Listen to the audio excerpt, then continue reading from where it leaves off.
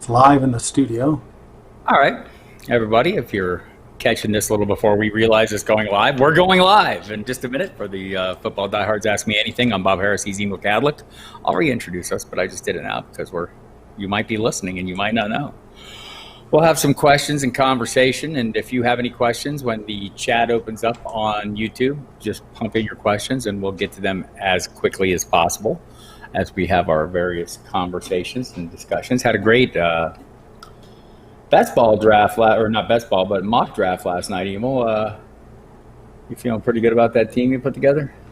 Yeah, it wasn't bad. I really enjoyed that draft. I thought all the drafters did a really good job. Just as we glanced over them at the end of the day, obviously some quite different ones. The guy who took the 2 tight ends, I think he still ended up okay, but he may have to get one more receiver.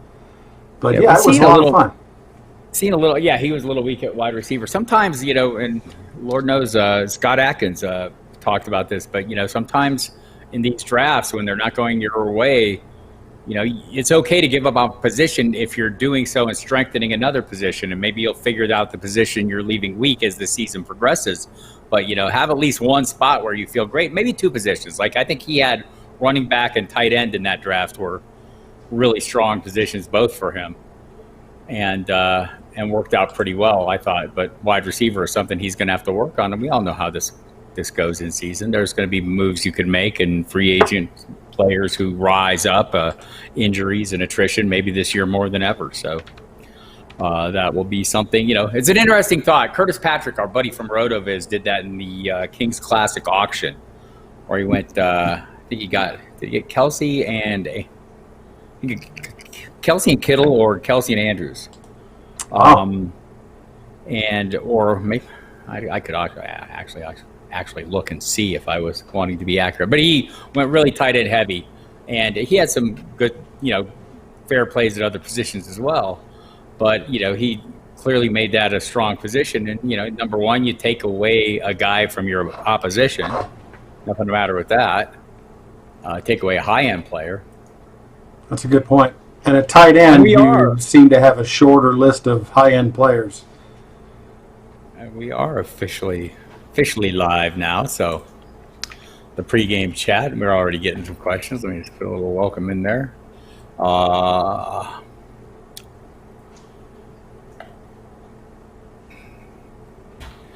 everybody. I'm Bob Harris. He's Emil Kadlec. Thanks for coming. We'll let the crowd build up a little bit. I already have a question, Emil. We were just chatting a little bit about some of the drafts we've been in the last few days. The Kings Classic draft that I was in over last weekend, big industry draft and auction. And our friend Curtis Patrick went really tight end heavy in the auction, and pretty much by plan. It was what he wanted to do. And value over replacement players, kind of a strategy that's been used in baseball for a while. So we had a guy in our draft last night do a similar thing, and kind of, essentially he had 2 tight ends, first 2 picks, had some really strong crew of running backs, and then kind of bailed at wide receiver for the most part. I think he ended up with 4 wide receivers, 1 okay, and the rest not as great. And I don't know that it's a horrible idea. And I think our thought was maybe you just have to work it out at one position. If you leave yourself weak at one position, just make sure you're damn strong at the other ones. That makes perfect sense to me. Yeah, and by the way, you can go on footballdiaries.com and look under the videos or under the articles, and you can review that draft from last night. We've got it all videotaped, and all the Q&A from Bob and Jen answering questions. Jen Ryan was here. And all these also available on the YouTube page. If you're just showing up, please hit the subscribe button so you get notifications. You'll also get the emails. We'll be sending those out. We'll be doing this 5 days a week, 3 days and 2 nights a week. Monday, Wednesday, and Friday, we're here at 3 p.m. Eastern for these kind of just question and answer sessions.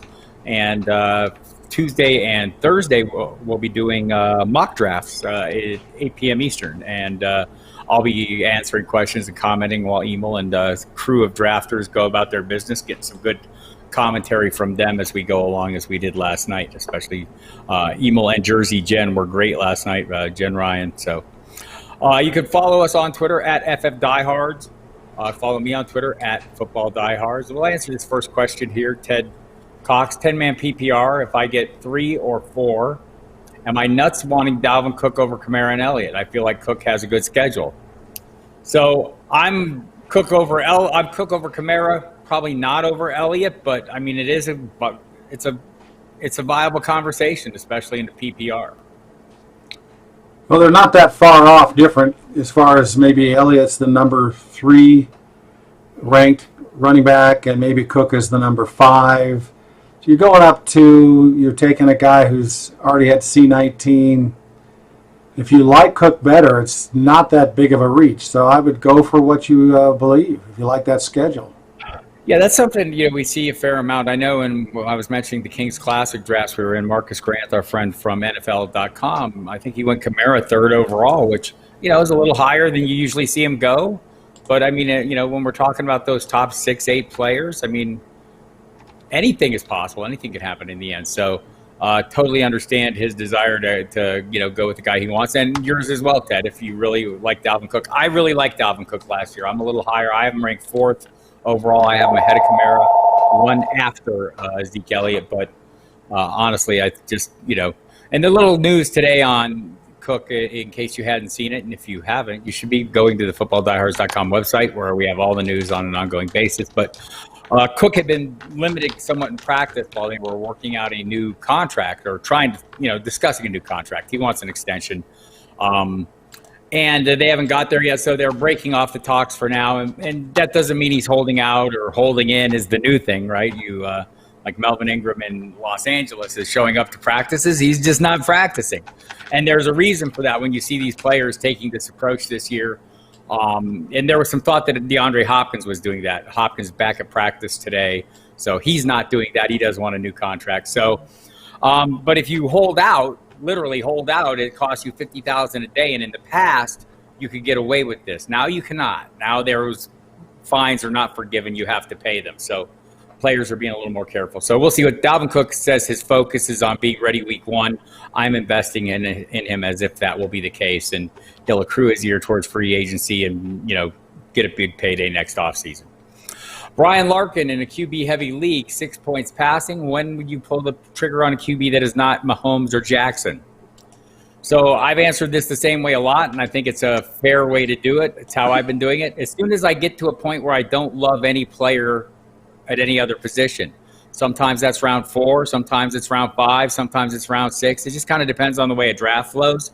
But I'm pretty comfortable with that next tier of quarterbacks, which for me starts at Dak Prescott, Russell Wilson, Kyler Murray, Deshaun Watson. I mean, and then even at the next tiers, Matt Ryan, Carson Wentz, Josh Allen, Drew Brees.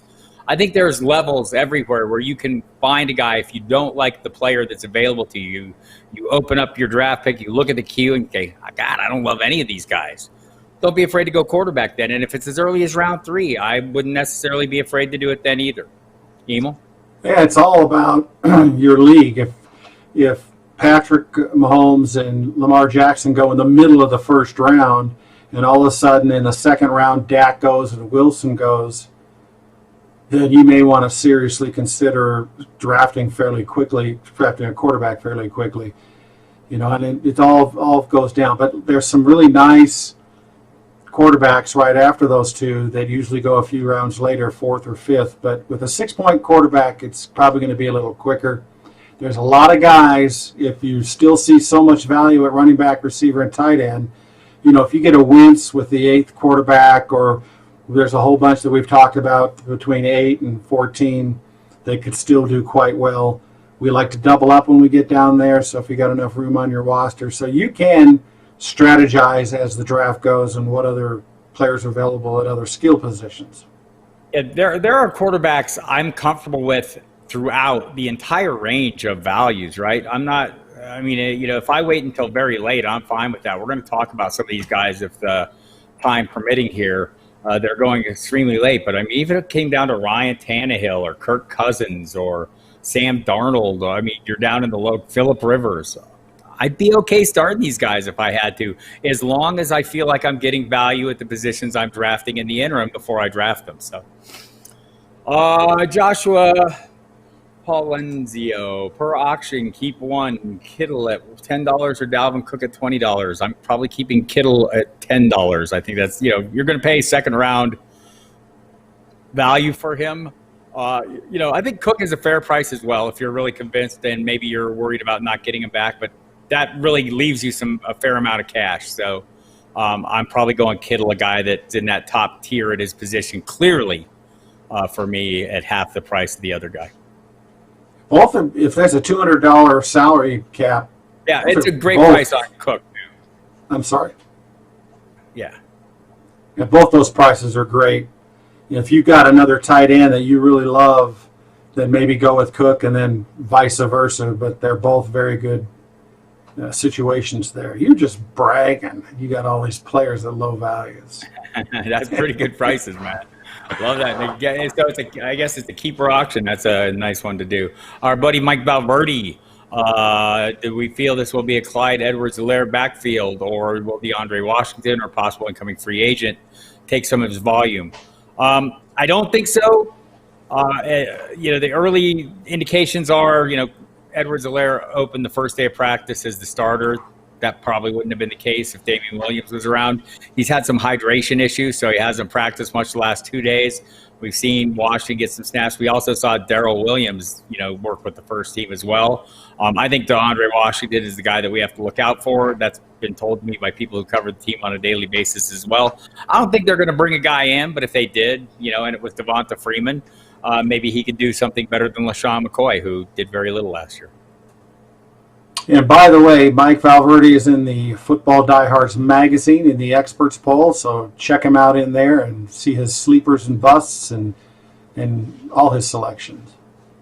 Yeah, they also in the mock draft. So, and by the way, if you're not a customer yet at Football Diehards, go to footballdiehards.com/free trial. Check it all out. Free little free week pass there to see what we're all about. And if you are a customer and you feel like you should be buying already and you haven't and you're kicking yourself, go ahead and go use the promo code Diehards when you order to get a 15% discount and access to the very magazines that you will find Mike Valverde's wisdom in.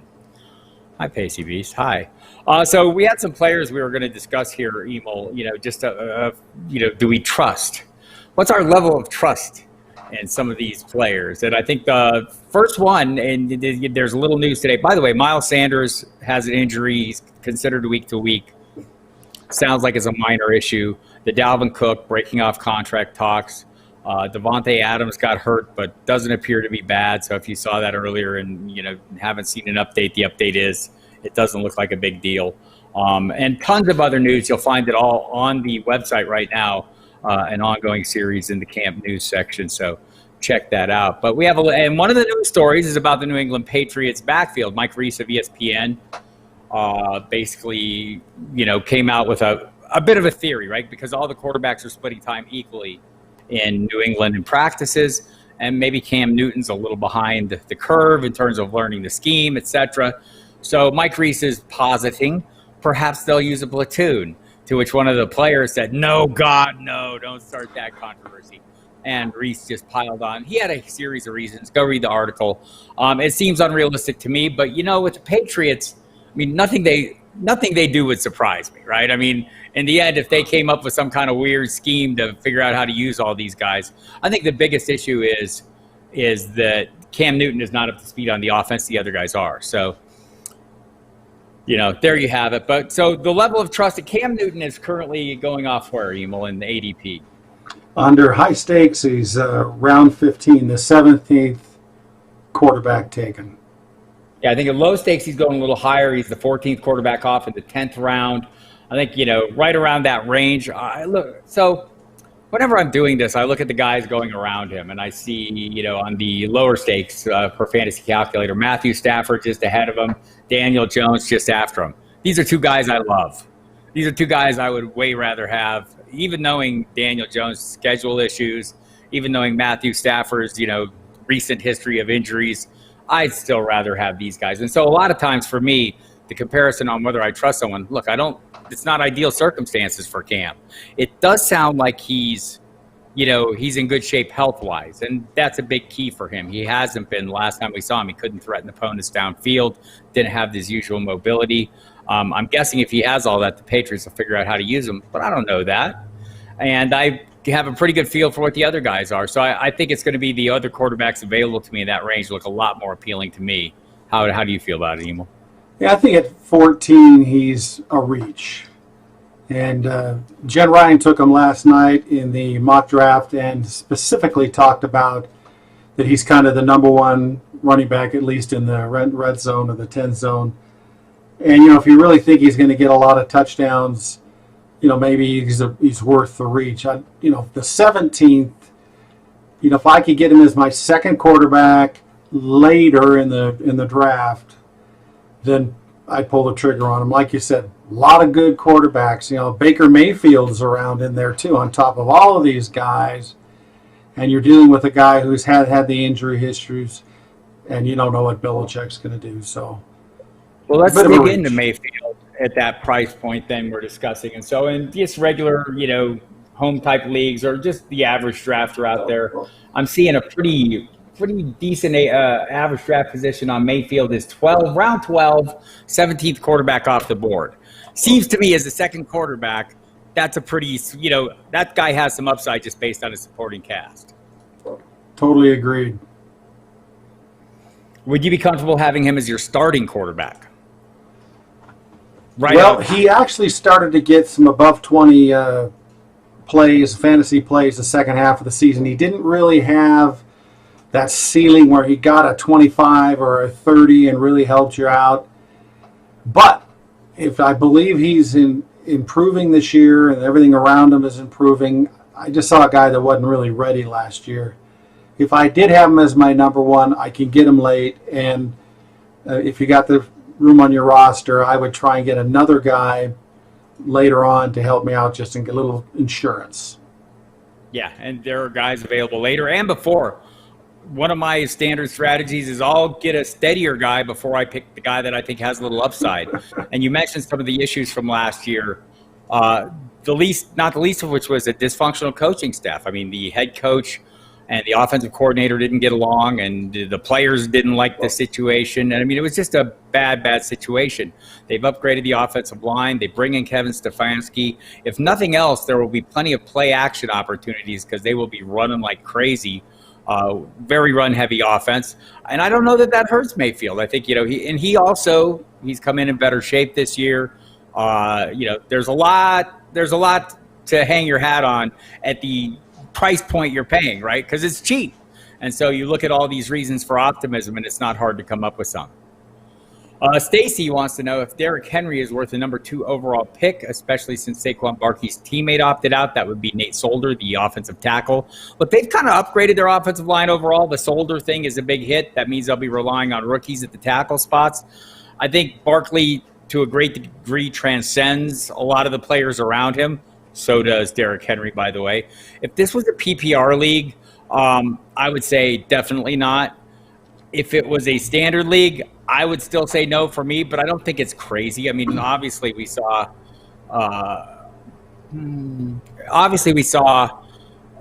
Henry down the stretch, the usage. I guess that would be the question, Stacey. Do you feel like the team may have better usage for Henry early? I'm not sure that I'm buying into that. I'm not sure that they'll change the way they did it last year. But if they do, and he gets the same usage all season long as he does down the stretch, has a new contract, good for 2 years, has guaranteed money. And so, I'm not doing this. I don't think it's crazy. It's just I much prefer the higher end that Barkley brings as a receiver. And can you find a way to get down and to be the 5th to 7th pick in your draft? There's a way you can do that by trading all your picks. Just swapping positions. Then you don't have to do that. But he's probably stuck with the second pick and can't do anything about it. Yeah, I mean, some of the issues with the offensive line, the Titans still have a really good offensive line. So, again, I'm not going to do this. I'm not going to talk you out of this, though. I don't think it's entirely crazy, but I think it's a little aggressive for me. Timothy Miller thinks monkeys can pick last year's superstar. But do we think Christian McCaffrey's production will change under a new coaching staff? I think he just called you a monkey, Emil. One of us or both of us. So the belief is, from the people who cover the team on a daily basis that the usage will not change substantially, right? Because they don't have other guys there. They've got Mike Davis and Reggie Bonifant behind him.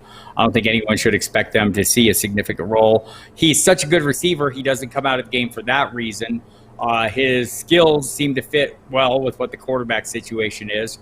I think the only reason for concern is just the change of coaching staffs, right? There's a change of quarterback. That's an improvement in my estimation. The change in coaching staff, you could say it might be an improvement. Joe Brady was very successful running his offense at LSU last year, according to Joe Burrow, and everybody in LSU who put up huge numbers. He was pretty good at, he was an offensive assistant for the Saints before that, so he knows Bridgewater's skills, which maybe aren't throwing the ball deep and maybe checking down a little bit. Look, I think McCaffrey is locked in, but we were saying the same thing about Saquon Barkley, prior to that, right? So, I mean, you're right. There could be some variation there. I don't think it's enough variation to scare me off McCaffrey. He's been relatively healthy. I think the thing that gives me encouragement about him, he never seems to take huge hits, right? I mean, one or two, but not like most backs who just get pounded. So I'm gonna stick with him. Offensive line situation maybe slightly better than Barkley's, and I think that's the only other guy I'd consider. Emil, are you considering anyone, or you have any concerns about the workload diminishing to the point you dial back? No, hindsight's 20/20. A lot of times we have a guy number one, and then he doesn't end up number one the next year, and we all go, "What was I thinking?" Well, it's easy to do hindsight. You got to go with it. You look at all the information you just said. I just don't. You just got to take the probability as take him. Yeah, it's possible he ends up the second or third or fourth, or maybe he gets hurt. But I think he's worth the risk, considering the consistency he's already showed us. Well, Timothy, all your league mates are monkeys because they're not here and you are. That's clear. No, just kidding. And I guess one of the things that you're always looking for is, and I say it, and it's a stupid saying, but it's true. You don't want to draft last year's best team.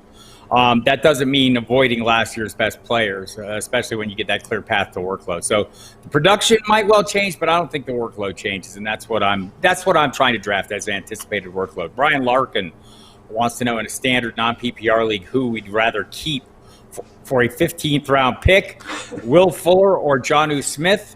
And it is Will Fuller so fast that I cannot tell you how fast I would take Will Fuller at 15th round value, because this would be a league winner, a possible league winner.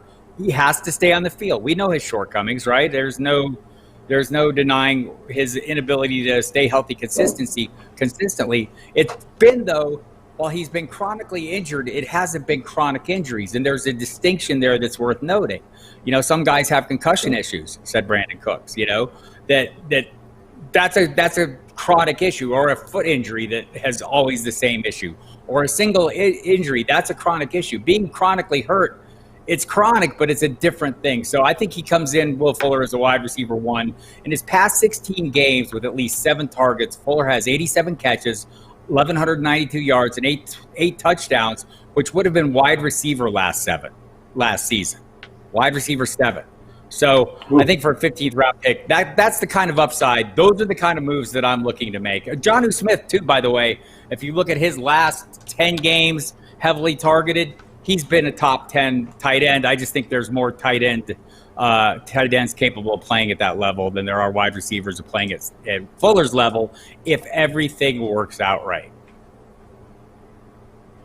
Yeah, you could probably get Jonnu Smith in your draft pretty late after keeping Fuller. It would be a no-brainer there. Yeah, I would agree with that, and I could probably check those numbers for you to see what the direct comparison is. Because it is interesting. I think if we look at his in games where he's had at least 3 catches, he's averaged 10 PPR points. That if he did that for 16 games, would have been good for tight end 7. That's a little bit more wishful thinking than the Will Fuller thing. So, I mean, pretty easy call for me, actually. And yes, you can come back here and yell at me when he gets hurt. He being Will Fuller. Brian, good afternoon, he says. Thoughts on Swift and Akers at their current ADP, possible league winners? A lot of talk about Swift the last couple of days being a much better receiver than they expected. He's made people look stupid in the receiving drills. Basically, I mean, that was the reporting. He's making guys look foolish. I think for a guy that's going on, last I said, what year is he at? 509 right now. He's the 28th running back off the board. There are worse gambles there. Like Raheem Mostert to me would maybe be a worse gamble a little earlier. So yeah, I mean, I think he's a fine play. Akers, still kind of in the 4-man mix, and I think his ADP reflects it. He's going off in round 6, so a full round or about a half a round difference actually when you calculate the number. So I feel a little better with Swift just because there seems to be less competition there. They keep talking about the 4-way competition for the Rams. It seems like more like a 3-man competition realistically, but the other two, I mean, Darrell Henderson, they invested significantly in, and Malcolm Brown is a goal line threat. So I don't know how big a threat Kerryon Johnson is anymore. So, but both of them, I mean, honestly, if both of them get a full-time role, I think they're league winners. Would you consider either the same, Emil? Yeah, I would. I think if Swift can catch the ball, I mean, that's just huge because Detroit hasn't been a powerful running team, and if he can mix it up with catching the ball and being in there on some third downs, that's going to give him both. They both are powerful possible rookies that could do it. And their ADP right now, 24 to 27. If you're not paying a ton to get those guys, obviously it'd be nice if they were lower, but that's not a bad value. Yeah, I'd be fine with either of them at the value. A couple questions about the Miles Sanders injury. If you hit the website right now at footballdiehards.com, you'll find the latest news. I will share it with you anyway. According to both NFL Network's Mike Giardi and ESPN's Tim McManus, it's minor. They're just being cautious and that he's going to be ready week 1. It's something worth watching, though. Honestly, I mean, anytime someone is week to week or they list them as week to week, I go, what? So that was my first thought when the texts start coming in this morning. He's week to week. Wait! And then the subsequent reporting was a little more positive. So there's that. Hey, DT, how you doing, buddy? Donnie Terminello in the house. Thoughts from Mark Spafford. What's your thoughts on some running back position battles? Akers, Damian Harris, Zach Moss. We just talked about Akers. It's early on in this, and there really hasn't been a ton of reporting. People are paying more attention to receivers in LA. I was trying to catch a little bit of it on Hard Knocks last night and really couldn't divine anything there. So hopefully we'll get a little clarity. I think Akers is the favorite, and remains the favorite until we hear otherwise. Damian Harris getting a lot of work, looking relatively good with it, but there aren't a lot of bodies. And Zach Moss reporting yesterday that he looked really great, really flashing in camp, and that jives with what I've heard from local reporters. Mike Shope from WGR Radio in Buffalo is really high on this guy. He's a local reporter, but also a fantasy player, currently in a 32-team dynasty league I'm running with my serious co-host Mike Dempsey, and so he's into the fantasy. He's also heavily into Zach Moss. Thinks he's the only player at current pricing that he wants to pick from Buffalo. Said the guy who covers that team every day. So I think expecting Moss to come in and get the Frank Gore role is the minimum you can expect, and having him do a little more with it is would not be a surprise. Damian Harris, Emil, are you finding him draft worthy? I mean, trying to see how fast his ADP is rising. Yeah, Moss's ADP is rising a little bit, but I still like him. Harris right now, on the one I'm looking at, he's at 53, 11th round. Yep. Same, 11th. And the bizarreness of Belichick and what he does, that's a tempting pick to take, depending on, if you're at that point where you're going, gosh, who do I take? That's not a bad, I'll call it a sleeper, because you just don't know. Maybe this guy who didn't play much in 2019 is going to come in there and get some serious carries. Jeff Clark wants to know what we think the best landing spot is for Devonta Freeman. This answer is obvious. Anywhere where I'm not heavily invested in the backfield, like Miles Sanders, Philadelphia, Chris Carson, Seattle, Ronald Jones, Tampa Bay. So, look, Donnie is right. He's asking prices high. He could have taken $4 million from Seattle. He did not. So maybe that price will come down. My guess is it'll be injury related when it happens. The fact that the Eagles haven't already moved on him tells me tells me that probably he's still either asking too much, or people feel like he's not the right fit, or they're happy being patient, waiting until he's hurt. Does Phillip Rivers bounce back, Emil, and take the Colts offense up a notch, giving more fantasy relevance to the other Colts? Just quickly before you answer, I will advise you, he's been slinging it. If you go to the camp notes on the Football Diehards website right now in the August update section, you will find that he's been looking really good, especially already building chemistry with T.Y. Hilton. It sounds like they started out right on the same page, which, it's early, but that's a good sign. Great offensive line, so we won't be under as much pressure. So does this raise the level of interest in Jack Doyle and Paris Campbell and any of the other wide receivers there, any of the guys that, that you're interested in beyond T.Y. Hilton? Yeah, or T.Y. Hilton? It should definitely. The fact that line is good coaching staff. This guy is old. Rivers is old, but as we know, quarterbacks can be old these days, and if they can keep him standing vertical, that's one of the biggest problems he's had for the Chargers the last couple of years. He can throw the ball. He can still get the ball out there. And I'm looking at the ADP right now. I think it's for the low-stakes leagues. It's the high stakes. The high stakes, he's the 28th quarterback taken. We don't trust him at all, so you can get him late. And obviously, Doyle is going late, too. So those are two guys Doyle. You can get a lot of value out of. Doyle's one of my favorite plays. Tight end heavy approach. You saw his target share go way up when Eric Ebron left last season. He's a guy you can get really cheap in drafts, so keep an eye on him. Could be a target monster. You might have heard this, but Phillip Rivers likes to use the tight end position in his passing attack. So, and combine that with Frank Reich having one of the pass heaviest, tight end friendliest offenses in the league is helpful. Don still high on Singletary. Fair enough. Carlos Hyde, a very late round handcuff for Carson. I don't know. I mean, as things stand right now, yes. Will Rashad Penny be ready to go when he comes off the PUP? Will he come off PUP before the season starts? I mean, he's still the guy they're more invested in. So, so I'd kind of take a wait and see. But very late, yes. Everybody's fair game at the right price. So if we're talking, well into the double-digit rounds, which I think right now I've seen him going pretty damn late. He's going in the 14th round. I don't think that's a unreasonable price to pay for a little insurance for Chris Carson, a player I love and who I'm drafting heavily. Donnie says Taylor makes Indy much better. Sounds like he really is. Again, if you read the camp reports, he's running guys over. Making a lot of plays. They're calling it a 1-1 punch and that Mac is still the starter. I'm still buying. I hope they scare everybody off Taylor and I get him a little cheaper.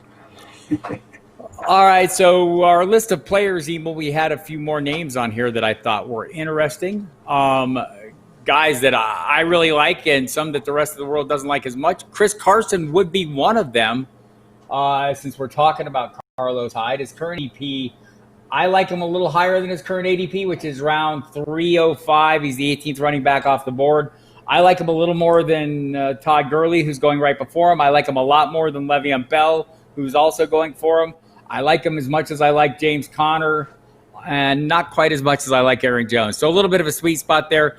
And I'll just say that my feelings are based on history, right? The last 2 years, they've used Chris Carson pretty much without fail, even with Rashad Penny there. And when Rashad Penny came on, they never really replaced him. When Chris Carson fumbled, they never really replaced him. They kept going with him. It's a run-heavy offense. I think he's a little bit overlooked as a commodity, and coming off hip injury, didn't have surgery, but I think he's a reasonable play. What's your level of trust? Do you share in my confidence?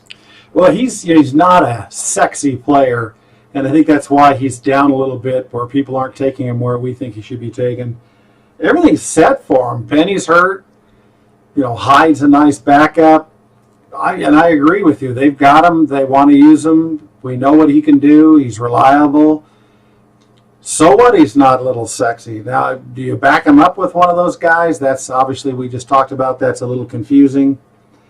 But yeah, I agree. And, you can get him a little bit later than, what we believe he should go. So all those are good signs. You're looking for players like this in your draft. Yeah, and I mean, if I just missed out on him, I'd be fine with Todd Gurley. Less fine with Le'Veon Bell, but that's kind of how it goes. Another guy on the list in the similar range is Leonard Fournette, going a little bit cheaper than those guys. After Carson is David Johnson, then Leonard Fournette. I think people feel like he's going to lose so much receiving equity that they're dialing way back. Chris Thompson is there, Jay Gruden, a new offense.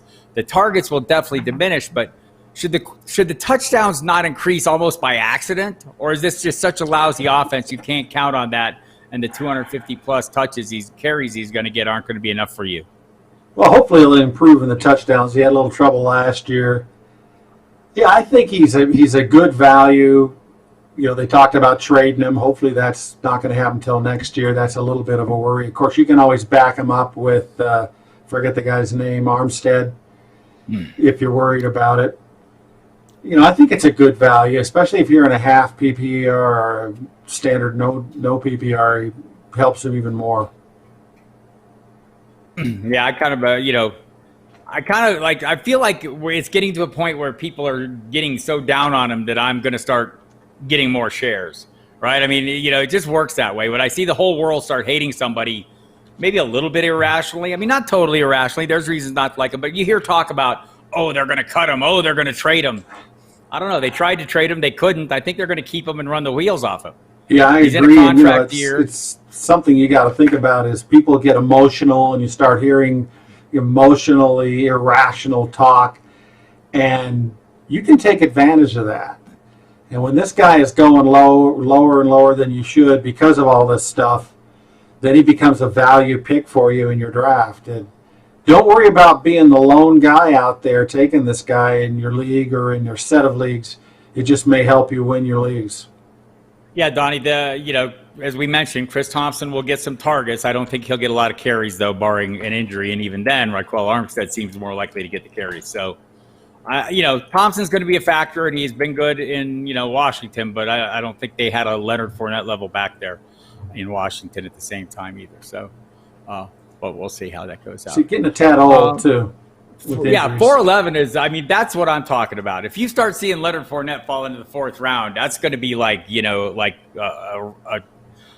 bait to me. I'm going to be jumping all over that. And that's the thing. You start looking for value, and something we see every summer, this time of year, and maybe even a little heightened this year because we're not seeing the games. We're not seeing as much, we're getting practice views on NFL Network, and we're getting some fair amount of reporting, maybe even more than I thought. But that maybe even adds to it since we're not seeing as much visually and we're taking more reports. We hear these glowing reports or a negative report. And, the less sharp than all of you here, players in your leagues are going to be chasing those minute-by-minute developments that maybe are not as significant in the big picture. Maybe they are in the terms of today's practice. But, in terms of the entire season, maybe not. So when you hear something about a player, oh, this guy had a lousy day or this guy had a great day.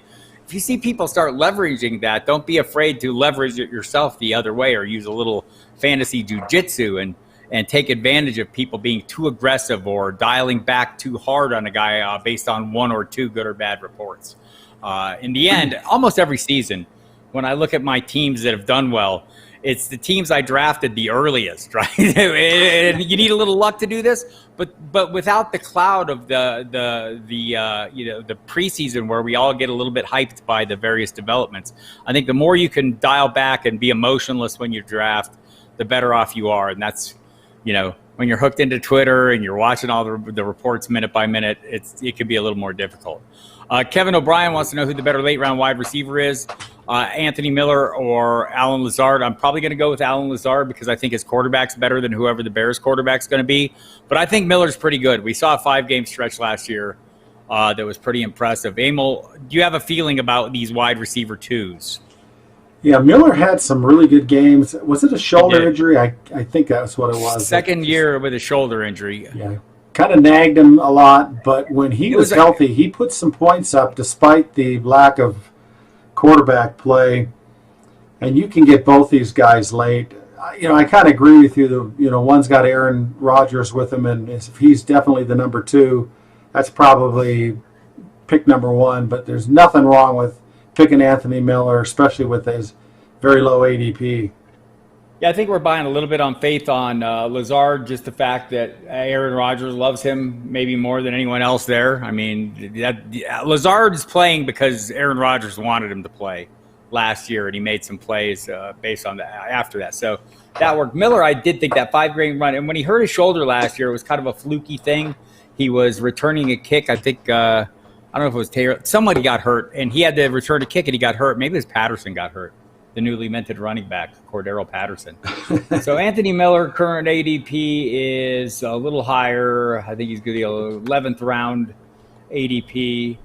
Seeing where Lazard is. Do you see Lazard on ADP? Maybe he's a little lower. Maybe he's even better buy than I think, because if he's cheaper than Miller, I definitely want him. Lazard's at 64 under the list I'm at, which is 12th round. So Miller's 11th round. Yeah, I see him there. You're right. That's where he is. So, yeah, that's pretty, I'll take the value on that one. Yeah, you're going to have to take Miller a little bit earlier than Lazard. Yeah, Traquan Smith ready to take a big step forward. Yeah, does that mean he's going to have 4 good games this year? I mean, I don't know. It's hard for me to have faith in a guy that's flashed as little as he does, and they bring in Emmanuel Sanders. That offense doesn't seem ready to support a hell of a lot more than the Kamara Thomas duo. And, with Jared Cook kicking in, maybe Emmanuel Sanders cuts into those. I don't know if there's enough work or if they spread the ball enough around for me to trust Traquan Smith. I'd like to see it, but, it's nothing I'd be counting on. Emil? Totally agree. You never know who'll come out. There's no real signs that this guy's going to come out and do that. And you can get him almost as a free agent. So if you just keep watching in the first couple of weeks of the year, but I don't think I'd draft him right now. I'm just curious. I haven't seen Traquan Smith drafted this year, and I've been in probably 50 plus drafts, so including best ball. So I have not seen him go. So yeah, late best ball, if at all. And there's guys I like late best ball that I've seen. I haven't even gotten that level. So, but that's my problem with him. Just not getting enough work. So here's who are some pass catching. Oh, Mahomes or Jackson in the 3rd round. Are we taking them? I'll take them as early as the 2nd round. I mean, it's not something I'm trying to do every single draft, but if I want shares, I mean, that's where I'm going to have to draft them, I feel like, in the 2nd round. I don't know that they'll be there if I wait into the 3rd. So, yeah, I don't see any leagues he makes it to the 3rd round. But if he did, I would take one of them. I mean, sometimes they make it into the 3rd. I was in one this past weekend. Was it a Kings Classic draft where they both made it into like the 4th round? And I thought, I was sitting there going, wow, that's as late as I've seen those guys go. So, I mean, I suppose it's possible that's where I'm taking them. Who are some pass-catching running backs I like for flex plays?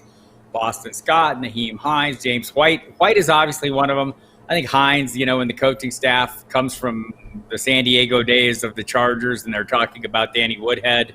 That is of some interest, but there are 2 bodies ahead of him, so I'm not sure what the role is. James White is just totally the obvious play. Boston Scott, I think, is a solid play. I also think Tariq Cohen is going to have a little bit of a rebound year. And I think the price kind of reflects the down year last year. And he started to grow on me. I'm not a Tariq Cohen fan, but I do think that maybe he's in line for a rebound from after a really down last year. Emil, anyone there for you? That are you going down into the Chris Thompson range on these guys, or is there anyone else that appeals to you? Well, I've been a big Chris Thompson fan over the years, but right now I'm usually just not drafting him because I find other people. Unfortunately, I'm going to have to wait and see what happens. He was so injured in the last year in Washington. I just don't feel like it's worth the time. Now, Joshua Kelly for the Chargers, is he a pass catcher or is he more of an inline runner? He's not a pass catcher. That'll be the Austin Eckler role. Austin Eckler would be one of those pass catching running backs that I was trying to get. But not late in the draft, though. Yeah. So yeah, I think there are a handful of those guys. Look, Darrell Henderson's a guy I've been drafting more and more. I'm hoping he can turn into that thing, but I'm drafting him more on hope than on expectations, right? Yeah, maybe he's pretty late. I've got him in a few leagues where he's going fairly late, and you never know. All right. I can't find him anywhere. That's because I'm on wide receivers. How much He is concern for definitely- Gordon in Denver and not taking the light air? Not really any concern. I mean, I've lived in a mile-high city for 20 years, and I'm still not acclimated. So, he may never acclimate, but he'll get it done. I know that was a big storyline, Donnie, but it's not one that I'm getting too excited about. Players go in there and from a week-to-week basis fare reasonably well in Denver. The fact that he has to play more games there doesn't scare me. I think he'll be fine. Let's see. Going back to our list of players there, wide receiver. There's a range of guys who are all going about the same price point, Emil. And I find this conundrum. I always want at least one of them. And A.J. Green, Devontae Parker, and Marquise Brown. Parker is going up a little bit, it seems like, in price. Parker is moving up a little bit, I think. Yeah, he's kind of risen. People are having a little more faith in him. There was a point where you could get them all early in the 6th round. Green and Marquise Brown still going. Oh, actually, Parker slipped down. He's down to 608. So 3 6th-round players. A.J. Green, Marquise Brown, Devontae Parker. You only get one. Which one is it? I think it depends on the day I'm drafting and maybe other players. I tell you what, I would either take Brown or Parker, and I tell you what, it's a toss-up. It's a real toss-up because is Parker going to do the same thing he did last year, which was come out of his shell, or is he going to go back into his shell? And Marquise Brown, the coaching staff says he's going to break out this year, but they're a running team. But, man, does that guy got talent. I'd say Marquise Brown. So if I only get one of those guys, I'm probably taking A.J. Green. But but I love them all, and I have shares of them all. And probably some of this depends, again, on roster construction, you could say. If you've gone a little bit, safer earlier, maybe some high floor players. Maybe you drafted Michael Thomas in the 1st round.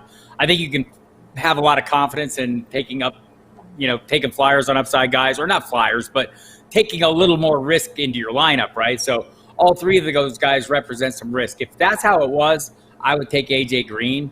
I think Brown is a guy. Nobody else has gained 23 pounds of muscle this offseason. None of us. We've all mostly gained fat. But he is a guy that the coaches are saying things similar to what they were saying about Lamar Jackson this time last year. That kind of really talking him up like he's ready to make a big leap. So, but I think you're investing in a little leap. You haven't seen the proven production. So there's that. So, yeah, Donnie, we're going to be working off the fantasy calculator ADP right now. So thanks for the updates on that. Last round lottery pick, Damian Harris, running back, or Antonio Gibson. Harris is the cheaper play. Gibson is the guy kind of riding the ADP rocket right now. He's jetted up, as Donnie said, into the 7th round. And so... So the answer is Damian Harris, because you're not getting Antonio Gibson in the last round anymore. Right, and so like a lot of glowing reports on Gibson, right? I mean, he is a great receiver, big, physical, super fast, all these things. Didn't carry the ball a ton in college, but I mean, so Adrian Peterson's there, Bryce Love is there, Peyton Barber's there, J.D. McKissick's there. So, I mean, I think we're playing a little bit more hope, but we're playing it with both of them. So if I'm drafting hope and uncertainty, I'm probably drafting it cheaper. So that's probably where I'm at. And to be honest with you, I'm not drafting a lot of either of these guys. What are the next to last round defenses you would target this year based on perceived easiest early schedules? I haven't broken it down that far. What I'm going to do is draft the best defense I can with the latest buy I can, so I don't have to mess around with them on waiver wires, right? I mean, it can be that simple. Look, I'm looking for disruptive playmakers. Defenses are very volatile, and I think especially this season. So I talk a lot about Daniel Jones has a really tough early season schedule, right? I don't know that it's going to matter this year. This is the weird year. Our defense is going to be up to speed. Are they going to be ahead, or the offense is going to be ahead? We just don't know. So, I mean, you should go to the website, check out thefootballdiehards.com if you haven't, Kevin, and review the schedules of the defenses you like and see if there's anything there that appeals to you. I'm still, I'm sticking less with schedule, less with SOS on team defenses, more with disruptive playmakers, and because that's mostly how my scoring is achieved, right? I mean, you have to generate plays. And, we saw it with New England last year. I think Tampa Bay is one of the defenses I'm grabbing later that has kind of a favorable schedule overall just because they play a lot of teams where there should be shootouts, and I think that gives them an opportunity to make plays as well, more pass rush, more interceptions, things like that. So not to be dismissive of strength of schedule, it's a thing and all, but I don't use it much when I'm doing team defenses. And I'll be honest with you, I don't do it with the skilled players as much unless I'm splitting hairs. Unless I'm looking at two guys that are really close, then I'll get into strength of schedule, or when I get into the season and I'm setting lineups. That's where it's really important to me because then I have current data to work off of. Emil, any thoughts from you there? No, I haven't really looked at the early defense against schedule, so what you said was fantastic. Timothy Miller are three of his favorite young receivers that he thinks will either duplicate or exceed last year's. Calvin Ridley, I think it's a fair one. A.J. Brown and DK Metcalf. Look, I think Ridley, is a little bit limited by the talent around him, yet still he keeps getting better. So I'm not going to say that. A.J. Brown was super efficient last year. He needs to up the total, the catch total and the targets. And what's a run-heavy offense, but I do like him. I just think the ADP is getting a little high for me, right, Emil? It's high. It's just everybody's on the boat. Yeah, I've gotten him in a few years. And I think, as a wide receiver one, I'm maybe looking for someone a little steadier, but I'm not against them. I'd rather have Calvin Ridley. I'd probably like them in the order you list them, though, Timothy. Also, non-PPR, A.J. Brown obviously becomes more plausible. Yeah, and man, I'll just say this. Last year I kept saying, man, how is he going to keep being this efficient? How is he going to keep making such huge plays without the kind of workload that some of the other guys are getting? Yet he continued to make those big plays, and he seems to be a really special player. DK Metcalf, I think this is the year maybe he moves ahead of Lockett. Maybe a lot of people, a lot of disagreement on this. But, man, I just love what we saw from him as a rookie. I think he's going to move nicely. Thoughts on Cam Newton? We kind of went through all this earlier, Donnie. Sorry you missed it, but we're not sure. We think he's a little overpriced right now, and some of the guys going around him seem like more appealing deals, until we have a better feel for what the role is. And if I'm thinking which rookies will produce the most for teams this year, not named Clyde Edwards-Helaire, I'm probably going with Jonathan Taylor. I know you like him too, Donnie. But, if we're looking at wide receivers, I think Henry Ruggs and Justin Jefferson look like they're in good spots. Jerry Jeudy does too. I'm not sure if I have enough information on this quarterback to feel great about him. You guys, we have about 10 minutes left. I have to go do a live draft here shortly after. So Brian's right in on the Justin Jefferson. Look, I think he's a great, ideal fit, right? Was super productive in college. And comes into an offense with a sure role. I think Ruggs is growing on me, though, a little bit. So that's a fair point. Do we think Tyler Boyd will be Joe Burrow's favorite target? No, I think A.J. Green will.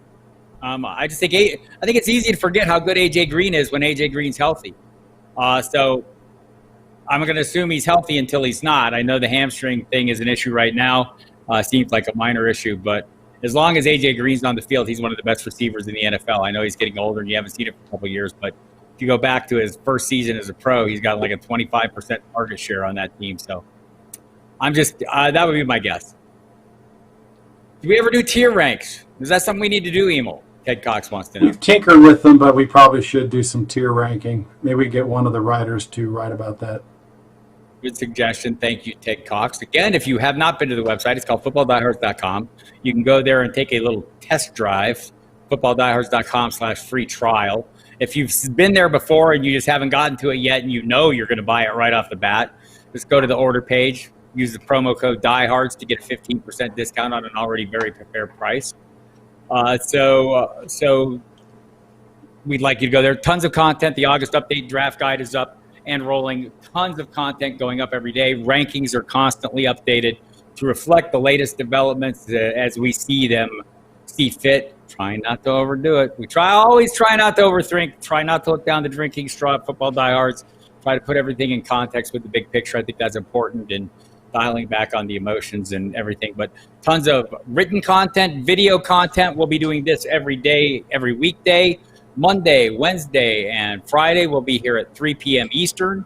On Tuesdays and Thursdays, we'll be here at 8 p.m. Eastern, doing mock drafts mostly, but I'll also be here taking your questions as Emil and others do the mock drafts. We'll invite you into some of those mock drafts. So if you're into mock drafting, watch your emails, watch our Twitter feed at FF Diehards. I'm at Football Diehard.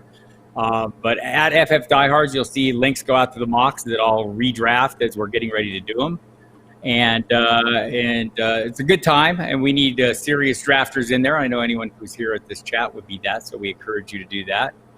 Are we upgrading the website at all? I used for Gary Davenport IDP listing, and that should be that, and other info is in a separate Excel file. It should be on the site itself. Thank you for the suggestion, tall guy. We appreciate it.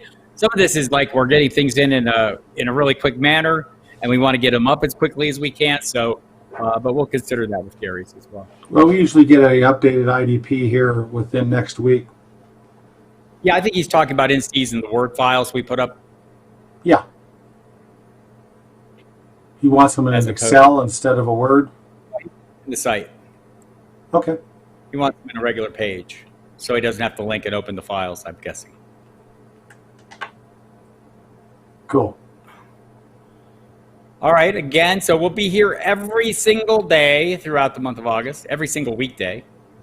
And once again, 8 p.m. Eastern time on Tuesday and Thursday. Be ready to mock draft. Bring your mock draft cap and get in with Emil Kadlec and whoever else we have. We had Jen Ryan last night, and that was fantastic. And we may have others in there over the course of time, other staff members. Josh Jacobs in line for another heavy workload. The easy answer is yes. And he's talking about wanting to get some more pass catches. Even if he doesn't, he was phenomenal, missing 3 games. Still had the 13th most carries last year, and I don't see that changing. More 12 personnel this year. I don't know if I see that. I mean, it seems to be kind of a trend with some of these teams, and you see like Minnesota will already be doing that, and then the coach goes to Cleveland. Maybe we'll see it proliferate more there. Maybe the Rams will use it more. So I think we'll see a fair amount of it. Jen Ryan's Twitter handle, Unipoke, is at FFDegenerate, DEJEN Oret. So it's tricky. If you go to my Twitter timeline at Football Diehards and you scroll down my tweets, you'll see what I've tweeted her out in recent past, and you can find it there. And thanks, Donnie. Appreciate you coming. Okay. All right. All right, everybody, get a few more questions in before we call it a day here, and I have to get into the draft room for my draft, which will be broadcast on Sirius here at some point today. So one thing I wanted to read back to those 3 wide receivers. Do you believe the coaching staff about Hollywood Brown? Do you think there's targets enough for him to, break into, let's say, the top 15 wide receivers or more? So right now we look at Mark Andrews has been their top downfield receiver. Do I think that could eventually become a receiver? Yes. And so I guess what I believe about the coaching staff is they didn't have to tell me anything about Lamar Jackson last year.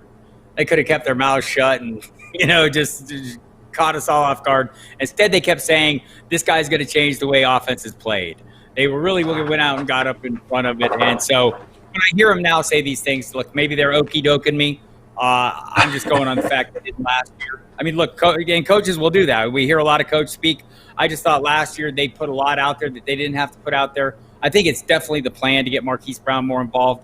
We saw the time. And remember last year, he was playing with a screw in his foot. Yeah. Couldn't practice every week. Had conditioning issues. So I've been taking him. Every time I take him, I'm going, gosh, it's Baltimore. Yeah. They run, and they've got a tight end. So I took him in the draft. I took Mark Andrews earlier this past weekend. So I now have like 2/3 of that receiving core, and I feel that that's the same way you do. The addition of Des Bryant, how would it affect Marquise Brown? I think Des Bryant would be a phenomenal blocker downfield, and I hope he's prepared to do that. That's if he's on the roster day one. Yeah, I think I think he's in there, as more of a possession kind of receiver. I wouldn't expect him to have a huge impact on certainly Brown or Mark Andrews for that matter. And could he, steal some targets away down the line? I think they have some younger guys they really like as well. So I'll need to see Dez playing well more than on Instagram workout videos before I get too excited about this. Thank you, fellas. All right, I'm going to go get in my draft, everybody. Thanks for coming by. Appreciate the time and the questions. We'll do it again tomorrow, Thursday at 8 p.m. Eastern. We'll have a mock draft. Watch your emails.